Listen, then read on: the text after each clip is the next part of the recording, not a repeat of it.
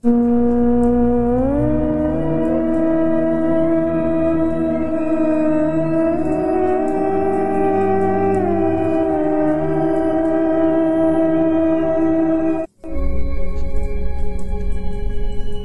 kisah kali ini, ada sebuah kisah yang diambil dari akun Twitter yang bernama @acep_saeb88. Dan kisah yang akan saya bawakan kali ini yaitu kisah yang berjudul Sang Pejalan Malam.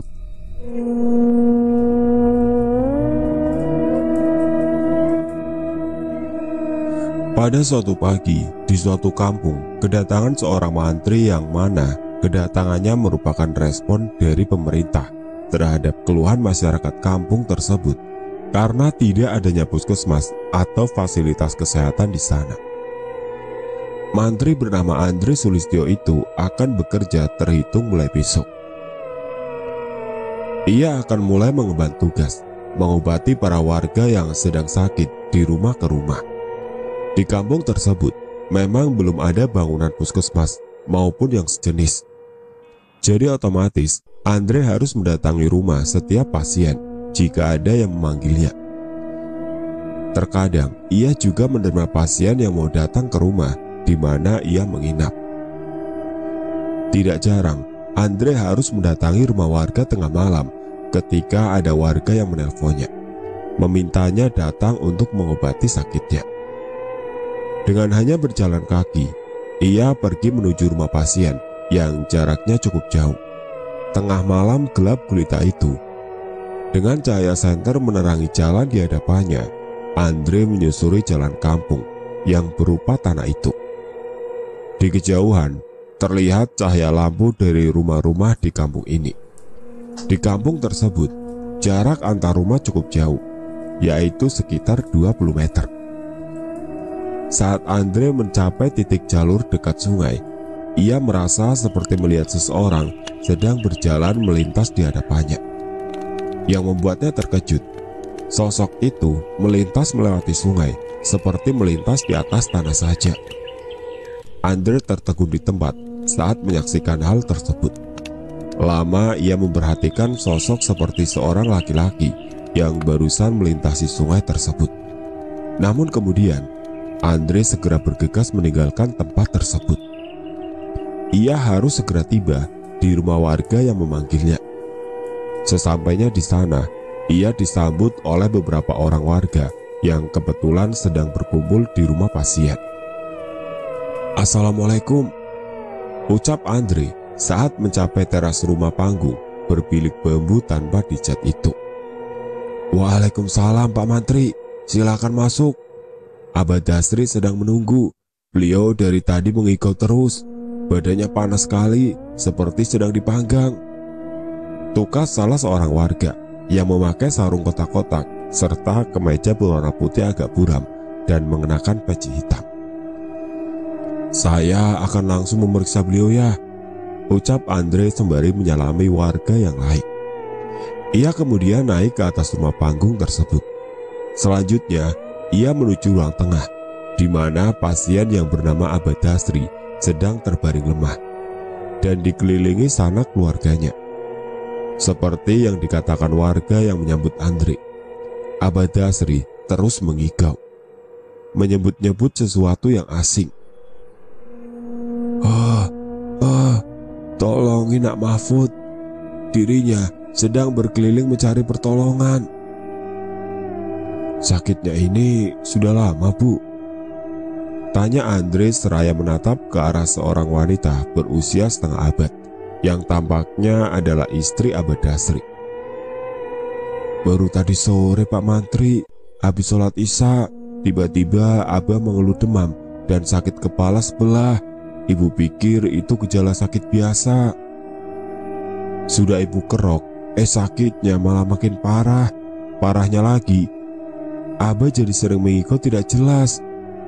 Tukas Bu Dasri menjelaskan. Oh, Rahayu, tolong ambilkan minum buat Pak Mantri. Masa tamu gak dikasih minum? Ucapnya seraya menoleh ke arah putrinya yang bernama Rahayu itu. Gadis cantik berusia 20 tahunan.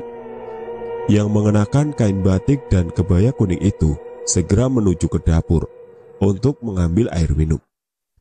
"Oh, begitu ya, Bu. Sebentar ya, Bu. Saya akan periksa Abah," ucap Andre, kemudian menggunakan stetoskopnya untuk memeriksa denyut nadi maupun jantungnya Abah Dasri. Ia juga memeriksa tekanan darah pria berusia lebih dari 60 tahun itu. Karena kondisi Abah yang sedemikian lemah, maka mau tidak mau, Abah harus diinfus agar obat dapat masuk ke tubuh, kata Andre seraya mengeluarkan sebotol cairan infus. Sejenak ia melihat ke arah Rahayu yang baru muncul dari dapur seraya membawa kendi dan gelasnya yang juga terbuat dari tanah liat. "Silahkan diminum airnya, Mas. Maaf Pak Mantri," ucap Rahayu setengah tergagap. "Terima kasih, Nyai," tukas Andre seraya tersenyum ke arah Rahayu. Gadis itu tampak salah tingkah setelah disenyumi seperti demikian oleh Andre. "Neng Ayu ini belum punya calon, Pak Mantri. Pak Mantri juga kan? Nah, pasti cocok nih," ujar warga yang sebelumnya menyambut Andre yang baru saja masuk ke ruang tengah. "Mang Dimin ini bicara apa sih? Jangan aneh-aneh deh," serga Rahayu dengan wajah yang semu memerah. "Cuma bercanda, Neng Ayu, jadi anggap saja serius ya," tukas Mang Dimin seraya duduk di samping Andre. "Jadi Abah kudu diinfus," ucapnya sambil melihat ke Andre. Andre mengangguk. Tubuh Abah dalam kondisi lemah, tidak mungkin memberinya obat dalam bentuk pil atau kapsul, katanya. Rahayu dan Budasri hanya menatap ke arah Andre yang sedang melakukan pekerjaannya, yaitu memasangkan jarum infus ke lengannya Abah Dasri. Saat ini Abah Dasri sudah tidak lagi mengigau.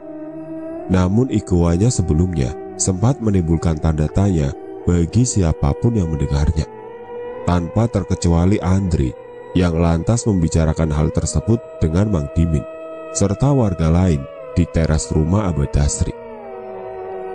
Beliau selalu menyebut nama mendiang Pak Mahfud dalam iguannya. Mungkin Pak Mahfud sedang mencoba berkomunikasi dengan kita melalui Abah, tutur Mang Dimin seraya menghisap rokoknya.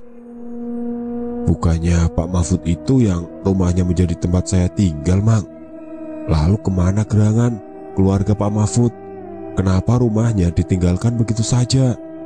Tanya Andre penasaran. Istrinya Pak Mahfud kembali ke rumah orang tuanya pasca meninggalnya Pak Mahfud. Setelah itu, ia tidak pernah kembali kemari, tukas Mang Dimin. Mang, ada rumor mengatakan kalau Pak Mahfud tidak benar-benar meninggal. Konon, ia masih hidup, meski dengan jiwa yang bergentayangan di sekitar kita, timpal warga yang lain. Pak Dodon ini ada-ada saja. Itu kan hanya rumor yang belum bisa dibuktikan kebenarannya, tukas Mang Dimin. Oh iya Mang, saat dalam perjalanan kemari, saya melihat seseorang melintasi jalan yang akan saya lewati, kemudian melintasi sungai seperti melintasi jalan. Apa Mang Dimin dan para bapak pernah melihat yang seperti itu sebelumnya? Kata Andre. Sudah sering kalau saya sama Pak Mantri. Saya berani bertaruh kalau itu adalah Pak Mahfud. Rumor itu bisa jadi benar. Rumor tentang sang pejalan malam bisa jadi bukan hanya sebatas rumor, tukas Pak Dodon disambut tatapan penasaran dari yang lain. Saya juga pernah melihatnya sekali saat sedang di perjalanan pulang dari pengajian malam di kampung sebelah, timpal Mang Dimin. Apa dia tidak berbahaya? Tanya Andre. Sepertinya tidak. Sejauh ini ia hanya menampakkan diri. Jangankan mengganggu kita, berpapasan saja tidak. Dia hanya lewat begitu saja, tukas Pak Dodon. Lalu soal rumor sang pejalan malam, itu asalnya dari mana? Dan kenapa bisa ada rumor seperti itu? Tanya Andre penasaran. Salah seorang warga yang dari tadi hanya menyimak, melihat ke arah sebelah kirinya, tepatnya ke arah kebun pisang yang berada di seberang rumah Abah Dasri. Ia melihat sesosok gelap di balik rimbunya pepohonan pisang, sedang memerhatikan ke arahnya dan juga yang lain. "Pak Dodon, Mang Dimin, ada yang memperhatikan kita," katanya disambut tatapan penasaran rekan-rekannya. "Maaf Pak Mantri, lebih baik kita membicarakan itu nanti saja di siang hari. Sekarang rasanya tidak tepat," ujar Mang Dimin. Singkat cerita, setelah berpamitan kepada keluarga Abah Dasri dan para warga yang sedang di sana, Andre pulang ke rumah yang menjadi tempat menetapnya. Sesampainya di rumah, Andre tidak langsung tidur. Ia membereskan berbagai perlengkapan bertugasnya, termasuk memasukkan obat-obatan ke dalam kotak plastik. Sembari melakukan itu, ia mendengar suara seperti seseorang sedang melangkah terburu-buru menuju rumahnya. Barangkali itu adalah warga yang hendak berobat. Andre meninggalkan pekerjaannya, kemudian menuju pintu depan, di mana suara langkah menuju. Saat membuka pintu, didapatinya seorang nenek-nenek yang membawa sebatang tongkat bambu sedang bersiap hendak mengetuk pintu. "Oh, saya tadinya mau mengetuk pintu. Ternyata Pak Mantri membukakan pintunya. Kebetulan sekali ya," ucap nenek itu sambil menatap dingin ke arah Andre. "Ada yang bisa saya bantu, Nek? Nenek sakit apa?" "Oh, silakan masuk, Nek," kata Andre seraya mempersilakan nenek itu masuk. "Tidak usah, di sini saja. Nenek datang kemari untuk memberitahu dan menyarankan agar Pak Mantri meninggalkan rumah ini, sebab rumah ini seharusnya tidak ditempati lagi," kata nenek itu membuat Andre terkejut. "Loh, memangnya kenapa, Nek? Apa Pak Kades tidak mendapatkan izin dari pemilik rumah untuk menyediakan rumah ini sebagai tempat saya tinggal?" tanya Andre masih dalam keterkejutannya. "Bukan begitu Pak Mantri. Nenek tidak ingin rumah ini menelan korban lagi. Cukup Pak Mahfud yang mengalaminya. Jangan sampai orang lain mengalaminya juga. Rumah ini berdiri di atas kuburan massal korban-korban pembersihan pada era 60-an. Seharusnya Pak Mahfud tidak membangun rumah di sini kalau sudah tahu soal itu," jelas nenek itu. "Begitu ya, Nek. Baiklah, saya akan pindah secepatnya, Nek. Mudah-mudahan masih ada rumah yang bisa saya tempati," tukas Andre. "Ya sudah, nenek mau pulang kalau begitu.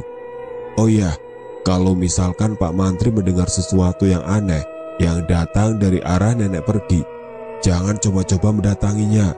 Bisa jadi itu akan menjadi malapetaka bagi Pak Mantri juga," kata nenek tersebut seraya pergi dengan tergesa-gesa.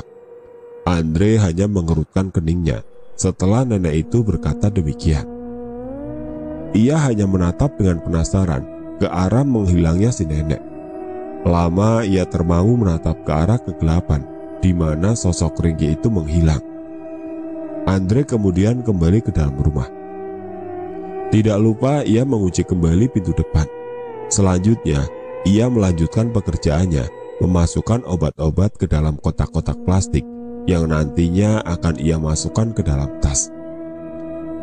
Saat ia hendak memasukkan strip terakhir obat ke dalam kotak, tiba-tiba terdengar suara janggal yang cukup nyaring dari arah timur laut.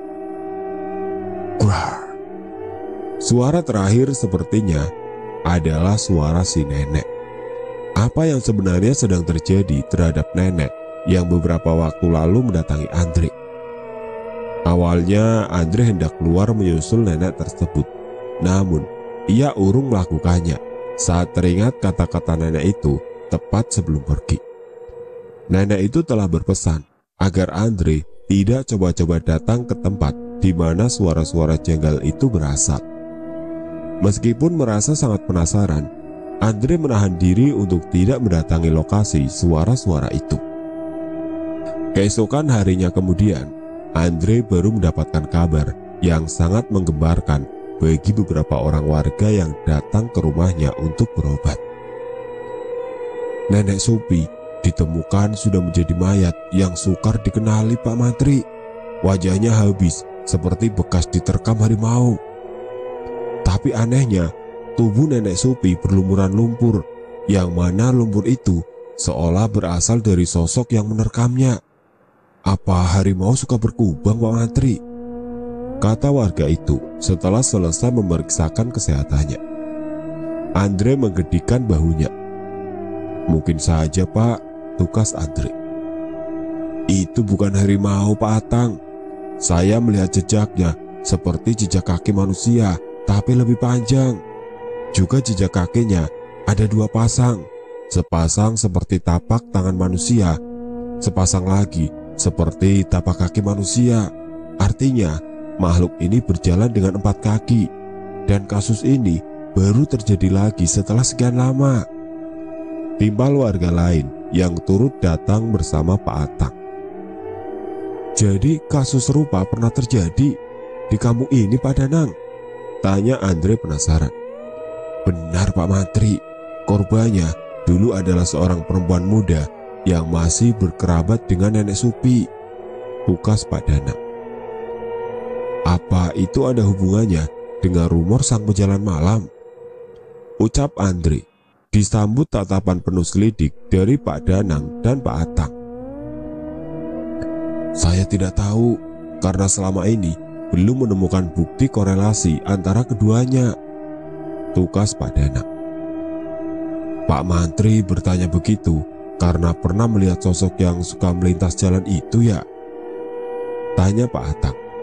Benar, Pak, saya melihatnya semalam saat hendak ke rumah Abah Dasri, tukas Andre. Ke rumah Abah Dasri? Jauh sekali, Pak Mantri. Ah, pasti karena Neng Ayu, ya? Ucap Pak Danang membuat Andre menepuk kening. Tentu saja bukan, Pak. Semalam Abah Dasri sakit, jadi saya diminta tolong untuk mengobati beliau, bantah Andre. Oh, kirain, ucap Pak Danang. Saat menjelang siang, Andre berangkat untuk berkeliling dari rumah ke rumah untuk memastikan apakah ada warga yang membutuhkan pengobatan. Ia sempat mampir ke beberapa rumah saat pemiliknya membutuhkan obat. Di sana, di salah satu rumah warga yang di depannya terdapat sebuah pos ronda dengan beberapa orang anak muda sedang bermain gitar dan bernyanyi. Bang, beli bawang, gak pakai duit. Bang, jadi orang jangan pelit-pelit. Nyanyian begitu amat sih, masa beli gak pakai duit? Itu namanya minta, kata salah seorang pemuda yang sedang di pos ronda. Ya elah, Duk, namanya juga nyanyi, bebas dong, mau seperti apa liriknya, tukas pemuda yang tadinya sedang menyanyi. Tapi kamu merusak lagu orang, ntar kena tuntutan hukum loh, kata pemuda yang dipanggil Duk, atau nama lengkapnya Asdu. Ya elah, kan gak dikomersilkan, Duk. Hidup itu dibawa santai aja, kalau dibawa serius terus bisa stres, kata pemuda rekannya Asdu itu. Duk, Ren, lihat tuh cakepnya, kata pemuda lainnya saat melihat seorang perempuan berhijab merah dengan pakaiannya berupa gamis yang begitu menutup seluruh tubuhnya. Iya, doi emang cakep, tapi doi bukan tipe saya. Lagi pula, doi ketuaan buat saya, tukas pemuda bernama Oren itu. Kira-kira umurnya berapa ya? Gumam Asdo seraya memperhatikan perempuan yang kini tengah menuju rumah di mana Andre sedang memilah obat untuk warga yang sedang berobat. 23, tukas Oren. Menurutmu berapa, Din? Lanjutnya kepada temannya yang bernama Adin. Berapapun, yang jelas dia lebih tua daripada saya, tukas Adin yang enggan menebak. Sementara itu, Andre yang sedang memberikan obat berikut resepnya kepada pemilik rumah terlihat menyalami perempuan cantik yang baru tiba itu. Neng Sarna, mau ambil gamisnya ya?" ucap pemilik rumah yang merupakan seorang laki-laki berpakaian santai serta berkopiah hitam. Perempuan itu mengangguk seraya tersenyum. "Ini Pak Mantri yang kemarin baru tiba ya? Syukur alhamdulillah, akhirnya di kampung kami ada mantri," ucap perempuan bernama Sarna itu seraya menatap ke arah Andre. "Iya benar Mbak, saya sudah mendengar kalau warga di kampung ini susah sekali mendapatkan akses kesehatan. Untuk berobat, warga harus pergi ke kecamatan dan itu sangat jauh, padahal akses kesehatan sangatlah penting. Saya sangat menyayangkan di sini tidak ada puskesmas sama sekali," tukas Andre sembari menatap ke arah barisan strip obat di dalam kotak yang sedang ia pegang. Sementara Sarna menatapnya seperti sedang mencoba menghafalkan bagaimana rupa laki-laki yang merupakan mantri desa itu. "Oh, maaf, saya lupa memperkenalkan nama saya sendiri. Saya Andre, Mbaknya pasti Mbak Sarna kan? Saya barusan mencuri dengar dari Pak Kholil," ucap Andre seraya menengok ke arah Pak Kholil atau tuan rumah yang baru tiba sambil membawa pakaian yang telah dilipat rapi di dalam kantong plastik putih. Sarna tersenyum hingga menampilkan lesung pipit di pipi sebelah kirinya hingga menambah kesan manisnya. "Ini Neng, harganya 10.000 saja," ucap Pak Kholil sambil menyerahkan bawaannya kepada Sarna. "Ini Pak, terima kasih ya sudah menjahitkan gamis saya," ucap Sarna sambil memberikan selembar uang kertas dengan nominal Rp10.000 kepada Pak Kholil. "Sama-sama Neng, terima kasih kembali," tukas Pak Kholil. "Kalau begitu saya pulang dulu ya Pak Kholil, Pak Andre. Sampai ketemu lagi, khususnya buat Pak Andre," ucap Sarna seraya mengerlingkan matanya ke arah Andre. "Oh iya, silakan Mbak, hati-hati di jalan," tukas Andre. "Iya benar, hati-hati di jalan, kalau jatuh bangun sendiri ya," timpal Pak Kholil. Saat sore menjelang, Andre telah selesai berkeliling kampung. Ia pun memutuskan untuk pulang. Namun ada hal yang terlupa begitu saja olehnya, yaitu menemui Pak Kades untuk mengutarakan niatnya pindah dari rumah yang saat ini menjadi tempat menetapnya. Ia baru ingat saat telah berada di dalam rumah dan hari telah gelap. Ditambah lagi listrik di sana padam. "Aduh, mati lampu. Mana senter lupa di charger," keluh Andre saat mengecek lampu senter satu-satunya yang kini cahayanya begitu redup. "Mana nggak bisa menelpon Pak Kades, sinyalnya hilang." Lanjutnya seraya duduk di kursi yang berada di ruang tengah. Sayup-sayup ia mendengar suara seperti pintu berderit. Ia merasa heran, padahal semua pintu telah ia tutup dan ia kunci. Andre pun memeriksa semua pintu dengan bantuan pencahayaan yang seadanya. Saat tiba di pintu dapur, ia melihat seperti ada sesuatu yang sedang mencoba mendorong pintu dari luar yang terlihat dari sela-sela bilik bambu yang agak jarang. "Siapa itu di sana?" ucap Andre memberanikan diri. Namun ia tidak berani membuka pintu tersebut karena khawatir sesuatu tersebut bisa jadi adalah binatang buas. Arr. Terdengar suara seperti dengkuran, mirip dengkuran babi, yang dipastikan adalah babi hutan. Mengingat di kampung ini tidak ada yang berternak babi. Tentu saja Andre memilih untuk menjauh, karena babi hutan bisa saja menyerangnya jika ia membukakan pintu. Mendadak dari kejauhan, terdengar suara kentongan yang dipukul berulang-ulang dengan tempo yang cepat. Sepertinya di sana sedang terjadi kegemparan yang telah disebabkan oleh apa. Andre sebenarnya sangat ingin keluar untuk pergi menuju asal suara kentongan tersebut. Namun ia menahan keinginannya itu karena tiada alat penerangan yang bisa ia gunakan untuk menembus kegelapan malam. Ia hanya bisa mengintip melalui kaca jendela depan yang kebetulan mengarah ke arah sumber suara. Ia sangat terkejut dan penasaran saat melihat cahaya terang yang bisa dipastikan berasal dari kobaran api. "Kebakaran," gumamnya, kemudian segera menyambar tas yang berisi obat-obatan, kemudian menggendongnya. Selanjutnya, ia keluar dari rumah, kemudian pergi ke arah lokasi kobaran api setelah mengunci pintu terlebih dahulu. Setengah berlari, ia menuju lokasi itu dengan mengandalkan cahaya dari kobaran api yang semakin terlihat jelas. Sesampainya di sana, ia melihat banyak warga yang berkumpul. Sebagian di antaranya sedang berjibaku memadamkan api dari rumah yang sedang mengalami kebakaran. "Loh, ini kan rumah Pak Khalil," ucap Andre terkejut. Selanjutnya, ia menghampiri para warga dan menanyakan bagaimana kondisi si pemilik rumah. "Hilang Pak Mantri," kata salah seorang warga membuat Andre heran.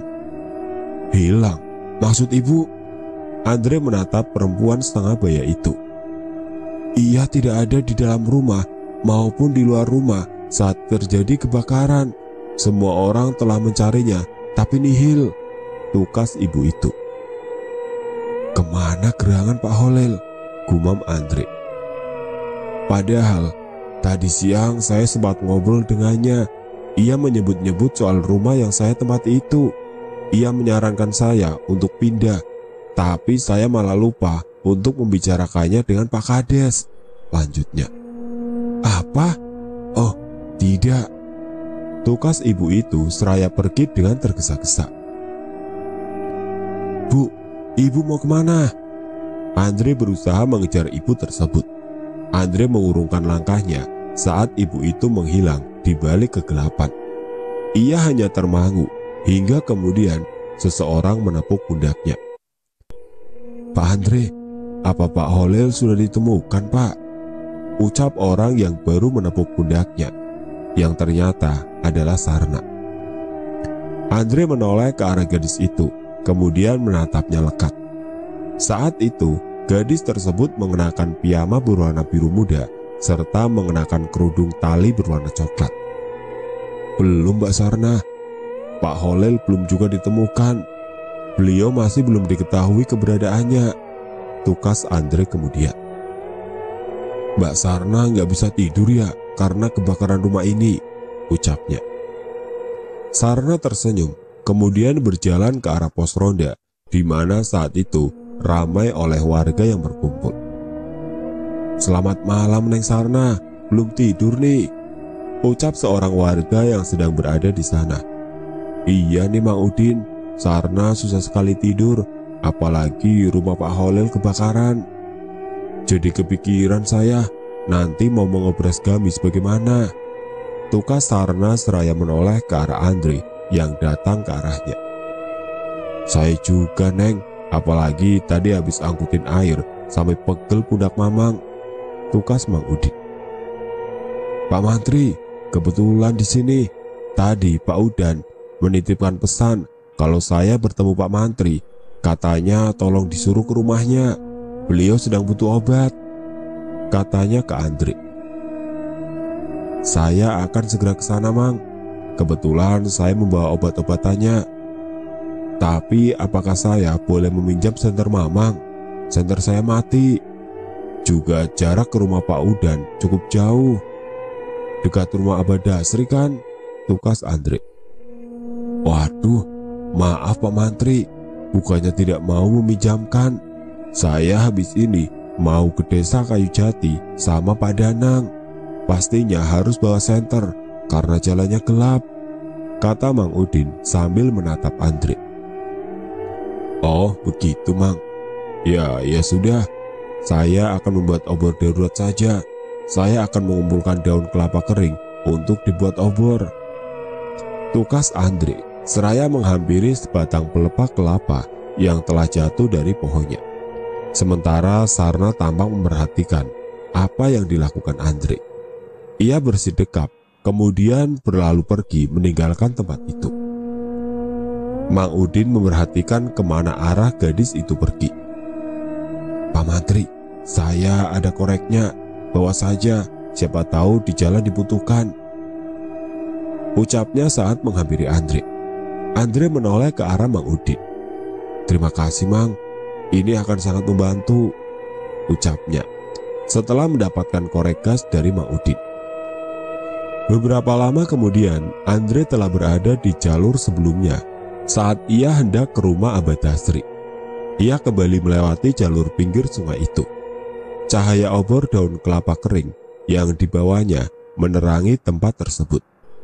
Suara gemersik air sungai diiringi suara nyanyian binatang malam terdengar syahdu di malam itu. Saat mencapai salah satu sudut jalan, di mana terdapat semak-semak serta rerumputan tinggi, ia mendengar suara rintihan di baliknya. "Pak Mantri, tolong saya tersiksa sekarang." Andre terperajat saat rintihan dari seseorang yang adalah laki-laki memanggil dirinya. "Siapa di sana?" Andre mendekat ke arah semak-semak itu dengan obornya yang menerangi area tersebut. Andre terkejut saat melihat siapa yang tengah terlentang di atas tanah di antara rerumputan dengan sebelah tangannya bertumpu menahan badannya. "Pak Holil, kenapa Bapak bisa ada di sini? Apa yang terjadi, Pak?" Andre lantas mencoba membantu Pak Holil bangun, namun pria itu menolak. "Biarkan saya di sini, Pak Mantri. Jangan mendekat. Dia di sini. Dia akan memakan saya," kata Pak Holil dengan kedua matanya yang menyiratkan ketakutan. "Dia siapa, Pak Holil? Memakan Anda?" Andre terperangah mendengar kata-kata Pak Holil tersebut. Mendadak dari arah belakang Pak Holil muncul sesosok makhluk asing, seperti seorang perempuan berambut panjang serta telanjang dengan sekujur tubuhnya berlumuran lumpur. Makhluk tersebut seukuran dengan manusia dan berjalan dengan 4 kaki yang merupakan gabungan dari sepasang kaki dan sepasang tangan. Wajah makhluk tersebut sangat mengerikan. Ia menyeringai ke arah Andre sembari kedua tangan atau kaki depannya bersiap mencengkram bahu Pak Holil. "Pak Holil, lari Pak, lari!" Pekik Andre dengan panik, dengan nafasnya yang memburu naik turun. Pak Holil menggeleng. Dengan wajah diliputi ketegangan bercampur pasrah, ia menatap ke arah Andre. "Katakan pada para warga, saya meminta maaf." Setelah berkata demikian, tubuh Pak Holil disamber oleh makhluk tersebut, kemudian dibawa lari ke dalam kegelapan di belakangnya. "Pak Holil!"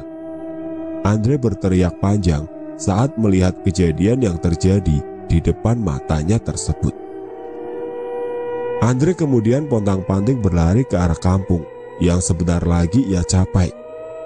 Ia pun akhirnya tiba di rumah pertama di kampung itu, yaitu rumahnya Abah Dasri. "Assalamualaikum, Abah Dasri, Bu Dasri. Ada di rumah kah?" ucap Andre dengan panik. "Waalaikumsalam, sebentar, ada kok," sahut seseorang dari dalam yang rupanya adalah Bu Dasri. Wanita itu terlihat keluar dari dalam rumah dengan tergopoh menyambut Andre.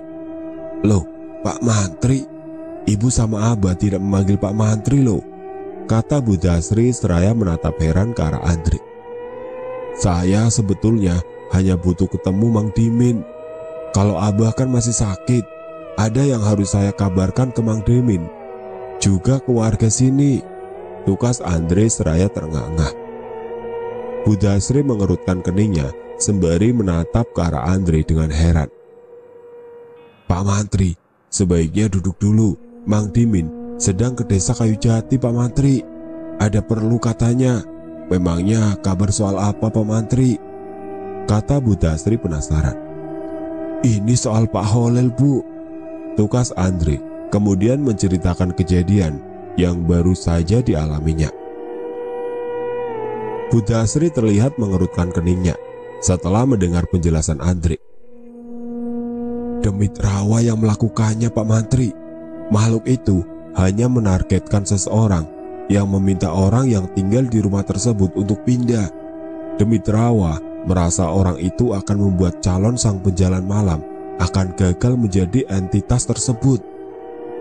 Tutur Budasri membuat Andre terkejut. Apa? Demit rawa? Andre terperangah mendengar penjelasan Budasri. Benar, Pak Mantri. Nama makhluk itu adalah Demit rawa. Konon, ia adalah tangan kanan Sangkasena, demit yang suka mencari korban untuk dijadikan pejalan malam. Tutur Budasri. Bu, Ibu, suruh Nak Mantri masuk. Jangan dibiarkan di luar begitu. Bisa masuk angin loh. Seru Abadasri dari dalam rumah. Iya, Pak Mantri, sebaiknya masuk. Di luar udara sangat dingin. Apalagi sekarang ini lagi musim penyakit menular. Kata Budasri mempersilahkan Andre untuk masuk dalam rumah. Tidak usah, Abah, Ibu. Saya juga harus ke rumah Pak Udan. Beliau ingin berobat. Tukas Andre seraya melihat ke arah Rahayu yang muncul dari balik pintu depan yang mengarah ke teras sambil membawa gelas berisi air minum.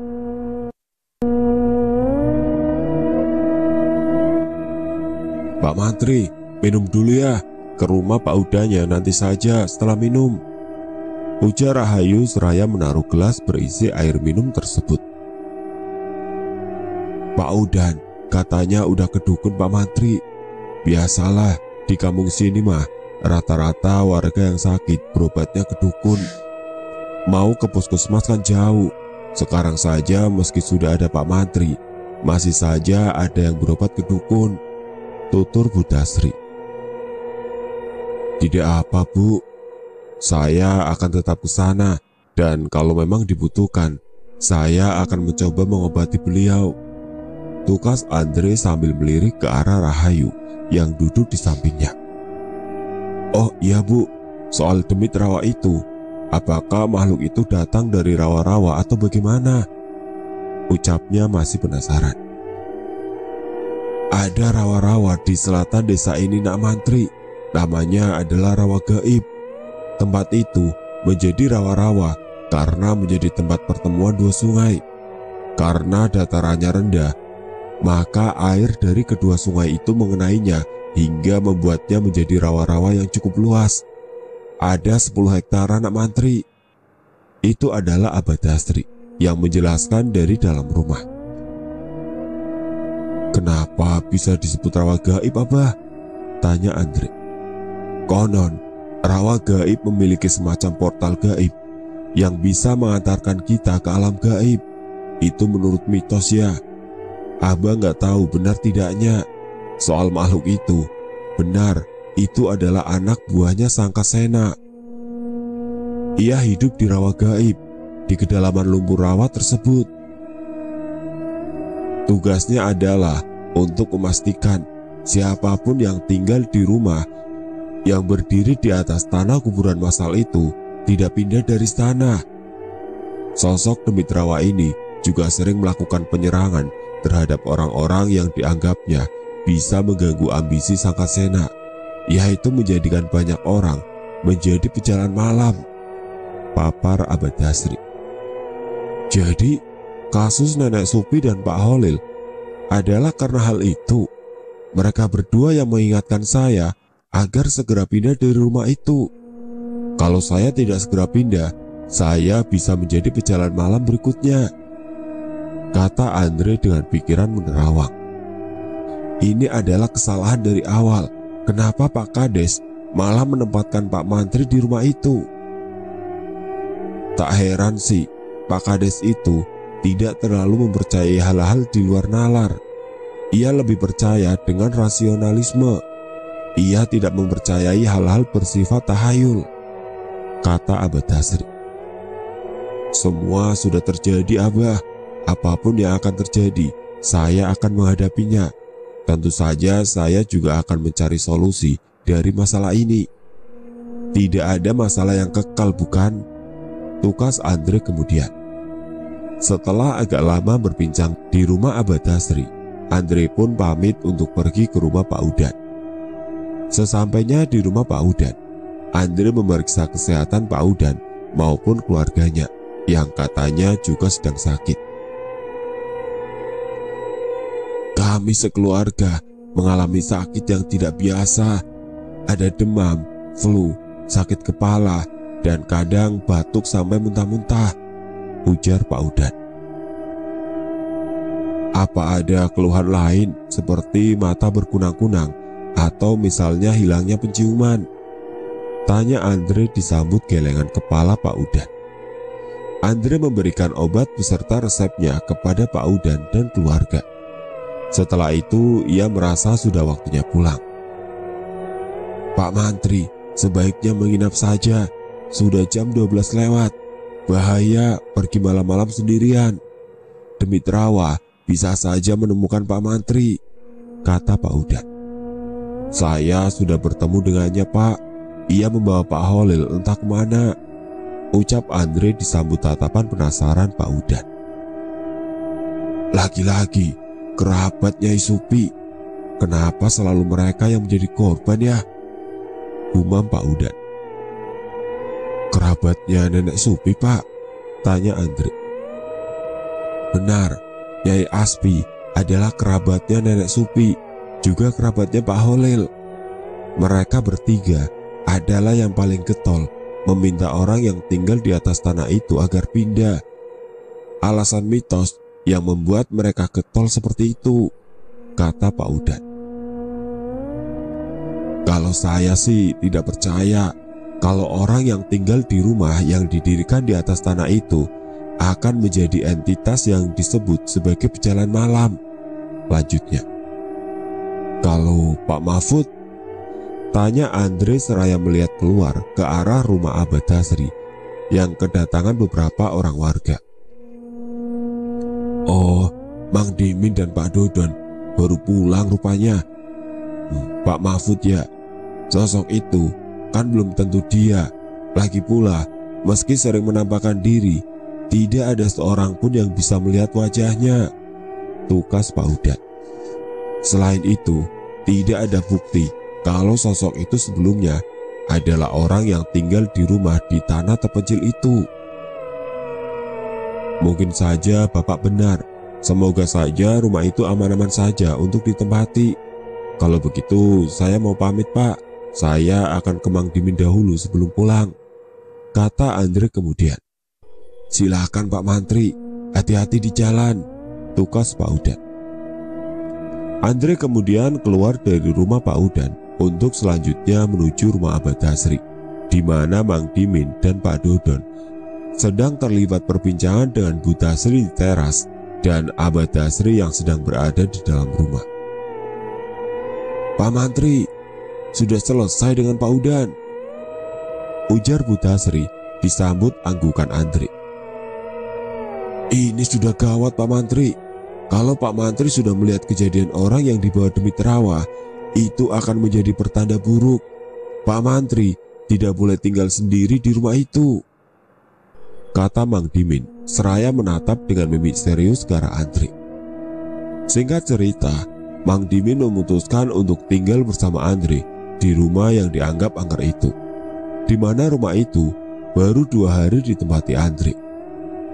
Malam itu juga Mang Dimin telah berada di rumah itu bersama Andre. Sementara Andre merasa begitu penasaran dengan kekhawatiran Mang Dimin. Ia pun lantas menanyakan hal itu kepada laki-laki tersebut. Mang Dimin sepertinya merasa khawatir sekali akan terjadi apa-apa terhadap saya. Sebenarnya, apakah hal itu benar-benar akan terjadi, Mang? Tanya Andre saat mereka berdua sedang di ruang tengah. Kemungkinannya cukup besar, Pak Mantri. Pak Mantri sendiri sudah melihat sendiri kan makhluk itu. Nah, karena itulah kemungkinannya cukup besar. Pak Mahfud juga mengalami hal yang pernah dialami oleh Pak Mantri. Ia pernah mengatakan kepada Abah Dasri bahwa ia melihat Nyai Aspi diseret makhluk itu ke dalam kegelapan. kata Mang Dimin menjelaskan. Andre tercenung. Mungkin kesalahannya adalah kenapa Pak Mahfud tidak menolong Nyai Aspi, dan saya mengulangi kesalahan yang sama. Seharusnya saya bisa menolong Pak Holil apapun yang terjadi. Ucapnya disambut gelengan kepala Mang Dimin. Tidak sesederhana itu Pak Mantri. Meskipun Pak Mantri berusaha keras menolong Pak Holil, tetap tidak akan bisa mencegah makhluk itu untuk membawanya. Kita tidak tahu sekuat apa makhluk itu.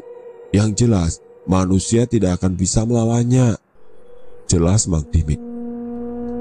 Dan lagi, Pak Mahfud sebenarnya sudah berusaha menolong Nyai Aspi, tapi yang terjadi adalah ia gagal, sehingga perempuan itu berhasil dibawa makhluk itu. Lanjutnya. Begitu ya Mang, ternyata rumit juga ya. Ya sudah Mang, sebaiknya kita tidur. Apalagi besok saya harus ke alun-alun desa. Ada festival kuliner, pastinya akan ada banyak makanan Mang, kata Andre seraya memasuki kamarnya. Iya, banyak makanan, tapi nggak gratis Pak Mantri, tukas Mang Dimin. Singkat cerita, malam tersebut berhasil dilewati tanpa kejadian aneh yang diperkirakan akan muncul. Tibalah pagi hari, di mana Andre telah berada di alun-alun desa, di mana di sana telah berkumpul banyak orang. Sebagian di antara mereka sedang melakukan olahraga, sebagian lagi sedang menyaksikan para pedagang yang sedang menggelar dagangannya. Andre kemudian duduk di salah satu bangku alun-alun. Sembari duduk, ia memperhatikan orang-orang yang lewat. Pak Andre sendirian saja nih, tegur seseorang dari belakang, membuat Andre menoleh. Seperti yang terlihat Mbak Sarna. Apa kabar Mbak Sarna? Ucap Andre seraya bersalaman dengan gadis cantik yang berpakaian modis itu. Kabar baik Pak Andre, sayangnya keuangan lagi kurang baik. Kalau Pak Andre sih pastinya keuangan moncer terus, tukas Sarna seraya duduk di samping Andre.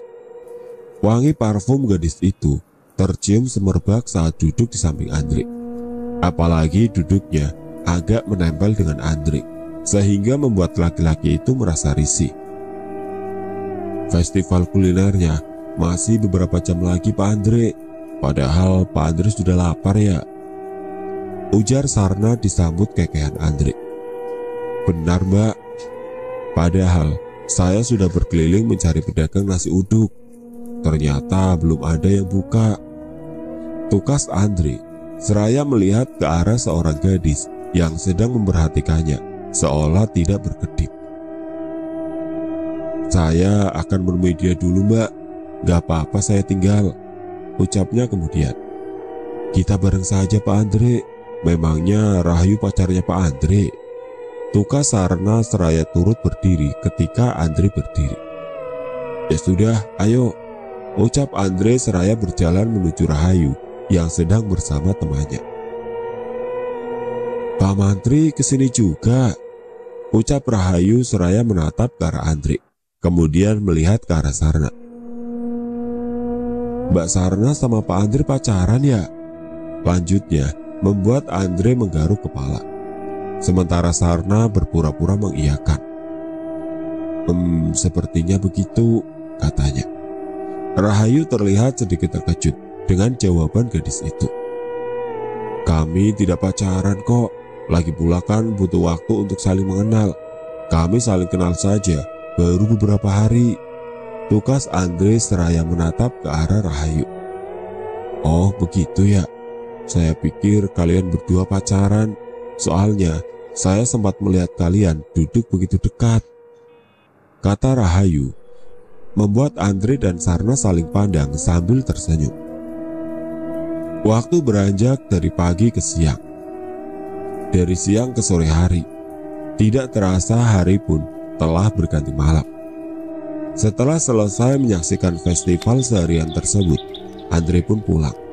Dengan menggunakan senter dari HP-nya, ia menyoroti bagian jalan yang tidak terkena cahaya lampu jalan. Sesampainya di rumah, Andre terkejut melihat seisi rumah dalam kondisi berantakan. Mang Dimin juga tidak ada di sana. Yang lebih membuat ia kaget dan khawatir adalah adanya jejak berlumpur yang sebagiannya bahkan menempel di dinding. Mang Dimin, Mang Dimin. Andre memanggil-manggil Mang Dimin, namun tidak ada jawaban. Celaka, pasti Demitirawa telah membawa Mang Dimin. Andre kemudian menelusuri jejak berlumpur yang dipastikan adalah milik Demitirawa. Ia terus mengikuti jejak tersebut hingga semakin jauh dari rumahnya. Di tengah penelusuran, ia mencoba menelpon Pak Kades atau siapapun yang ia pikir dapat membantu. Halo Pak Kades, Pak Dimin tidak ada di tempat. Saya menemukan jejak berlumpur di rumah yang kami tempati. Pak Dimin sepertinya dibawa makhluk itu, ucapnya melalui telepon. Selanjutnya, Andre menelpon Pak Dodon yang merupakan teman dekat Mang Dimin. Baiklah Pak Mantri, saya akan segera ke sana. Saya akan mengajak Pak Udan dan Pak Sarip, tukas Pak Dodon melalui telepon setelah Andre mengabarinya soal menghilangnya Mang Dimin. Ditunggu Pak, saya sekarang berada di ujung jalan selatan menuju Rawa Gaib, kata Andre seraya mengamati area yang beberapa meter di depan adalah sebuah ngarai yang dipastikan bagian bawahnya adalah rawa-rawa. Itu dia rawa-rawanya, gumamnya seraya meneruskan langkahnya. Mang Dimin, Mang Dimin. Andre berteriak memanggil-manggil Mang Dimin. Suara Andre seolah bergema di sekitar ngarai yang mengarah ke rawa-rawa tersebut. Sorot lampu senternya berseliweran mengenai pepohonan yang berada di bawah ngarai sana. Ia kemudian menuruni ngarai melalui jalur yang mudah untuk dilewati. Jalur itu sepertinya bekas digunakan orang atau yang terlihat mirip seperti orang. Hal itu terlihat dari adanya beberapa jejak kaki serta jejak berlumpur di sana. Tidak salah lagi, makhluk itu suka melewati jalur ini. Andre terus menuruni jalur menurun ke bawah ngarai itu hingga ia pun tiba di salah satu sudut daratan yang merupakan bibir rawa. Ia tercengang saat melihat sebuah gubuk berdiri tepat di pinggir rawa-rawa tersebut. Sebagian kaki gubuk tersebut bahkan berada di area rawa-rawa, sehingga itu terlihat seperti sebuah rumah nelayan di hutan bakau. Andre kemudian menghampiri gubuk tersebut, dan ia merasakan semilir angin yang begitu dingin berhembus ke tengkuknya. Saat lampu senter menyorot ke arah dinding gubuk yang berupa papan yang telah lapuk itu, terdengar suara dengusan dari dalamnya. Hal itu membuat Andre penasaran. Barangkali makhluk tersebut yang berada di dalam gubuk itu. Juga kemungkinan Mang Dimin juga ada di dalam sana, disandra oleh Demitirawa. Mang Dimin, Andre berseru memanggil nama laki-laki itu seraya mendekati pintu gubuk dan bersiap untuk menendangnya. Namun, mendadak pintu terbuka begitu saja, disusul oleh terjangan sosok yang adalah Demitirawa. Akibatnya, Andre terjengkang, bahkan terlempar ke belakang hingga hampir terjebur ke dalam rawa-rawa. Makhluk tersebut melompat ke dalam rawa-rawa, kemudian menyelam dengan begitu cepat. Tunggu! Teriak Andre seraya melihat ke arah menghilangnya makhluk itu. Sejurus kemudian, Andre beranjak ke arah gubuk untuk memeriksa apakah ada Mang Dimin di dalam sana. Namun, gubuk tersebut ternyata kosong. Yang ada hanya satu setel kebaya berwarna hijau menggantung di dinding. Di sana juga terlihat ada sebuah lukisan seorang perempuan yang mengenakan kebaya dengan warna yang sama, yang umurnya diperkirakan sekitar 50 tahunan. Mendadak terdengar suara teriakan dari arah rawa-rawa. Menyingkir dariku, kau demit! Andre buru-buru keluar dari gubuk tersebut, kemudian berlari hendak menuju sumber teriakan. Namun ia urung melakukannya, karena yang terbentang di hadapannya adalah rawa-rawa yang ia sendiri merasa takut untuk melewatinya. "Mang Dimin!" teriak Andre. "Jangan kemari, berbahaya!" sahut Mang Dimin yang entah sedang berada di rawa bagian mananya. "Tunggu di sana, Mang, saya akan mencari bantuan." Andre kembali berteriak, kemudian bergegas hendak kembali ke jalur semula. Namun, ia urung melakukannya. Saat melihat seliweran cahaya lampu senter yang mengarah kepadanya. "Pak Dodon!" ucap Andre saat melihat laki-laki itu datang bersama seorang gadis yang ternyata adalah Rahayu. "Kok sama Rahayu, Pak?" tanya Andre heran saat Pak Dodon tiba di hadapannya. "Abah Dasri yang menyarankan, Pak Mantri. Sebaiknya kita segera ke sebelah barat. Di sana ada daratan yang menjorok langsung ke dalam area rawa. Pastinya Mang Dimin berada di ujung daratan itu," tukas Pak Dodon seraya berlari ke arah barat. Andre dan Rahayu pun segera mengikuti Pak Dodon. Benar saja, terdapat suatu daratan sempit yang menjorok ke dalam area rawa-rawa. "Saya dulu pernah kemari bersama Abah, Pak Mantri. Saat itu sedang terjadi banyak kasus warga yang hilang setelah pergi ke area sekitar rawa-rawa," ujar Rahayu saat berjalan di belakang Andre. "Kenapa Abah harus membawa Mbak Rahayu ikut serta? Bukannya itu sangat berisiko?" tanya Andre merasa heran. Rahayu tersenyum. "Abah pasti punya alasan kenapa selalu melibatkan saya setiap ada kejadian aneh di desa ini.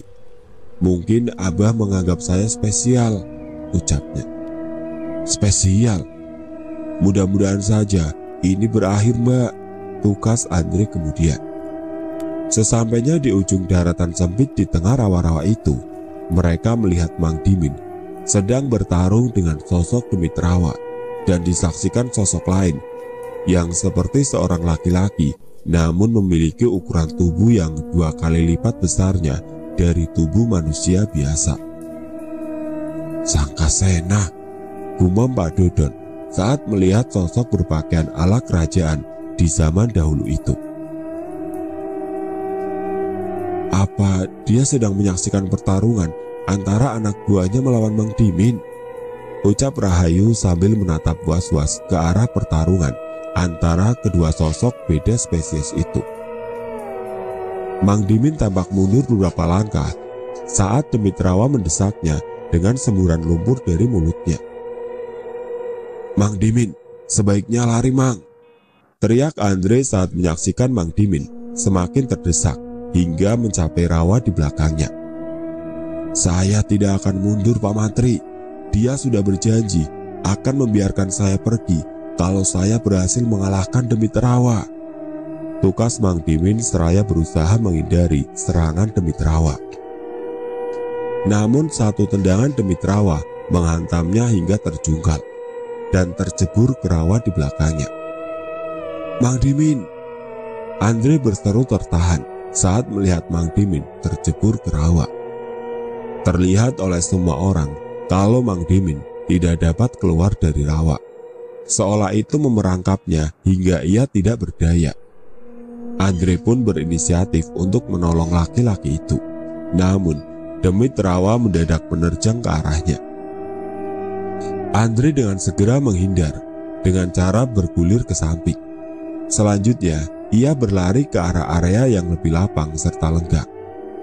Tidak sengaja, ia menginjak suatu benda seperti tongkat, namun memiliki mata tombak di ujungnya.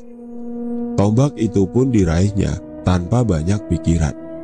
Selanjutnya, ia menyambut datangnya terjangan dari Demit Rawa. Saat serangan Demit Rawa mengenai tempat kosong, dengan segera Andre menusukkan tombak ke punggung makhluk tersebut hingga tembus ke dada. Makhluk tersebut menjerit melengking, kemudian menggelepar dengan tombak yang masih menancap di punggung.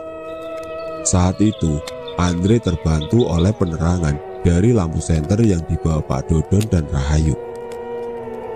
Makanya, ia dapat melakukan serangan balik ke arah makhluk mengerikan itu.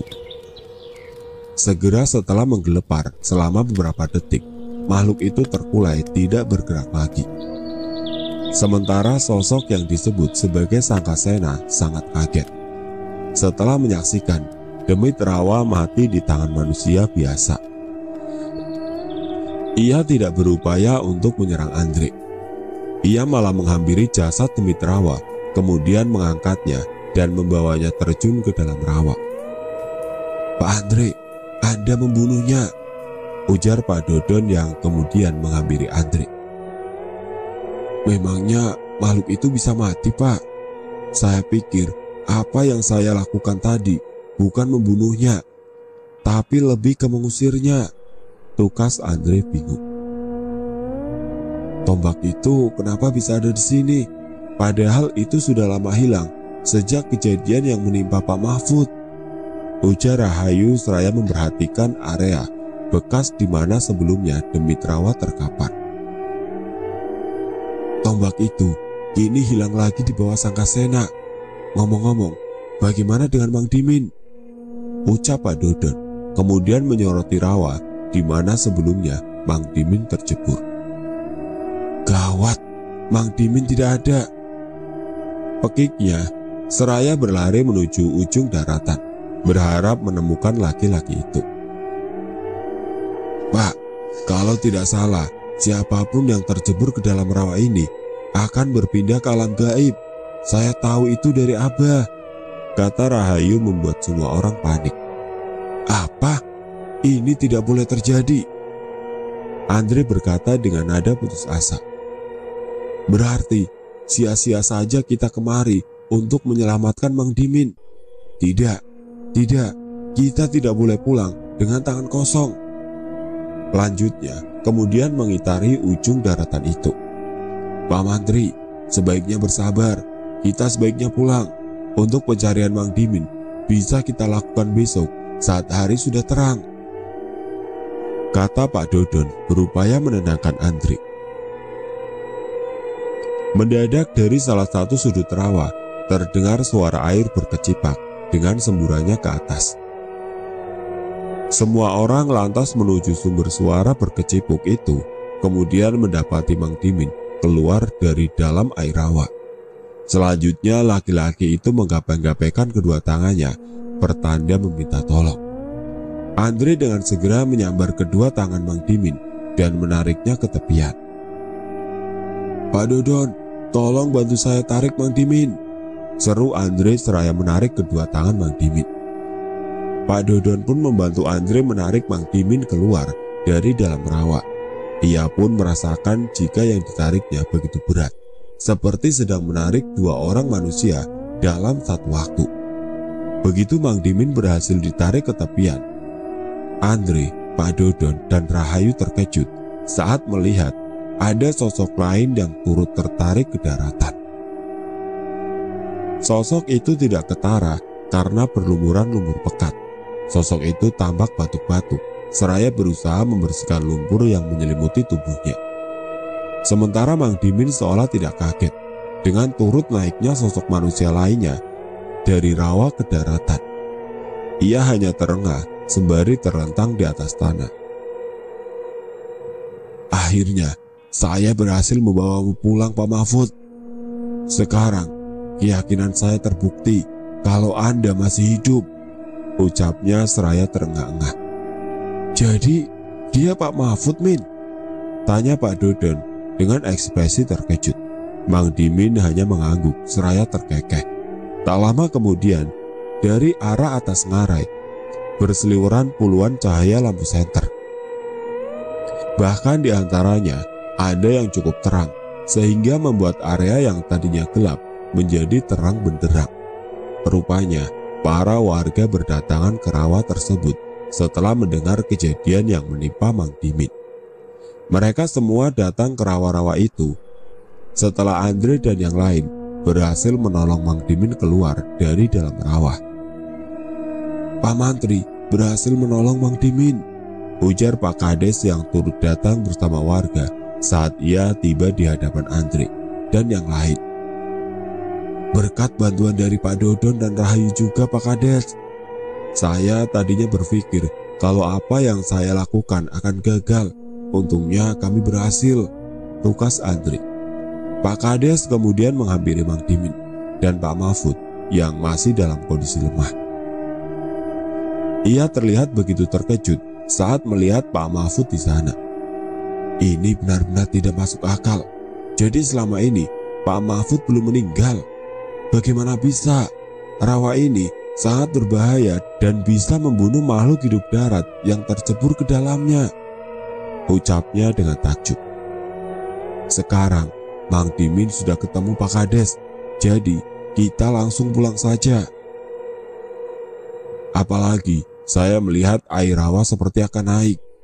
Daratan ini akan segera terendam, ujar salah seorang warga yang menyadari air rawa semakin meninggi. Akhirnya, semua orang yang datang ke tempat itu segera pergi meninggalkan rawa-rawa tersebut. Benar saja, air rawa semakin naik hingga menenggelamkan daratan sempit yang menjorok ke dalam area rawa. Bahkan, air juga menenggelamkan gubuk yang berdiri di pinggir rawa. Andre menahan langkahnya sejenak untuk melihat ke arah gubuk tersebut. Saya melihat satu setel kebaya hijau dan lukisan di dalam sana. Saya merasa begitu penasaran dengannya, ujarnya saat Rahayu menatap ke arahnya. Sebaiknya kita pergi Pak Mantri, lupakan soal isi gubuk itu, tukas Rahayu seraya melangkah menaiki jalur ke atas ngarai. Andre pun turut melakukan hal yang sama meski pikirannya terpaut pada kebaya dan lukisan itu. Seolah lukisan itu mengingatkannya pada seseorang yang dekat dengannya yang telah tiada.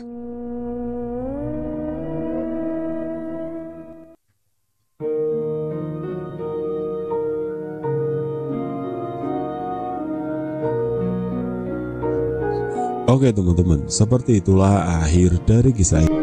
Wassalamualaikum warahmatullahi wabarakatuh.